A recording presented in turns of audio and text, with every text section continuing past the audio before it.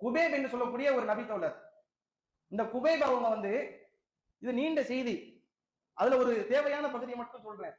இவங்க என்ன செய்யறாங்க, எதிரிகள்கிட்ட மாட்டிக்கொண்டாங்க. அந்த எதிரி அவரை கொலை செய்ய போறாங்க. உயிர் போக போகுது, உயிர் போற தருணம்.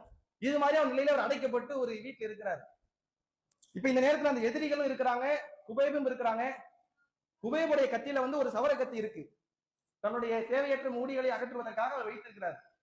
இப்ப இந்த நேரத்துல என்ன செய்யுதுன்னா, அந்த எதிரிகளுடைய கூட்டத்திலிருந்து ஒரு பிள்ளை, சின்ன பிள்ளை அப்படியே தவந்து தவந்து போய் குபேபுடைய மடியில போய் உட்கார்ந்துட்டு, அவர் நினைச்சிருந்தா அந்த குழந்தை மேல கத்தியை வச்சு தப்பிச்சு போயிருக்கலாம்.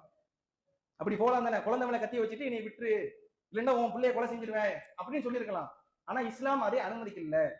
யார் தப்பு செய்யறாங்களோ அவங்களதான் தண்டிக்கணும், யார் குற்றவாளியோ அவங்களதான் நம்ம காயப்படுத்தணும்.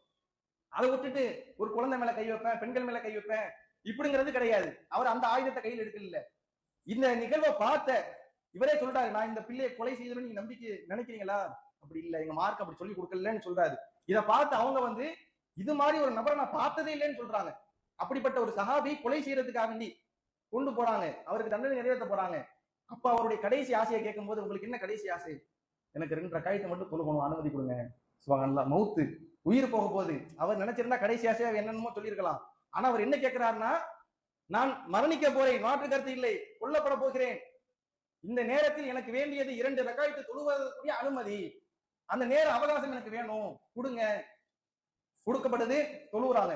தொழுது முடிச்சிட்டு திரும்பி வந்து அவங்க வந்து சொல்றாங்க, நான் தொழுதுட்டு இருக்கும்போது ரொம்ப நேரம் தொழுகணும், ரொம்ப சூறா ஓதி தொழுகணும்னு ஆசை. ஆனா அப்படி தொழுதன்னா நீங்க மௌத்துக்கு பயந்துட்டு தான் இவர் இப்படி நீட்டாருன்னு நீங்க தப்பா நினைச்சிருவீங்கல்ல, அதனால நான் என் தொழுகையை சுருக்கிட்டேன் என்று சொல்றாங்க. அதுக்கப்புறம் அவர் கொல்லப்படுறாரு. அப்ப ஒரு உபரியான தொழுகைக்கு, மரண தருவாயில் இந்த நபித்தோழர் முக்கியத்துவம் கொடுத்திருக்காருன்னா, நாம கடமையான தொழுகைக்கு சாதாரண நேரத்தில் முக்கியத்துவம் கொடுக்க மாட்டோம்.